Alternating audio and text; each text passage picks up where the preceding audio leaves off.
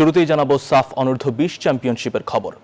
সাফ অনূর্ধ্ব-20 চ্যাম্পিয়নশিপে টানা দ্বিতীয়বারের মতো শিরোপা জিতেছে বাংলাদেশ।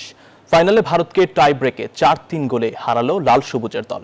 নির্ধারিত সময়ে কোনো দলই গোলের দেখা পায়নি। এই জয়ে অপরাজিত চ্যাম্পিয়ন হলো মোহাম্মদ মিঠু চৌধুরীর দল। ম্যাচে তখন টান টান উত্তেজনা। টাইব্রেকারের শেষ শট নিতে এলেন রোনান সুলেভান, পরাস্ত করলেন ভারতের গোলরক্ষককে। তখন ডগ আউটে আনন্দের বন্যা। ভারতকে হারিয়ে লাল সবুজের প্রতিনিধিদের উচ্ছ্বাস, মাঠে উপস্থিত দর্শকদের আনন্দ। বাংলাদেশের গোলরক্ষক মাহিন ভারতের প্রথম শট সেভ করেন।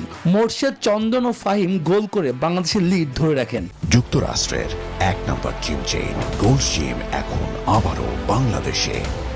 বসুন্ধরা আবাসিক এলাকা ও বসুন্ধরা সিটি শপিং মলে।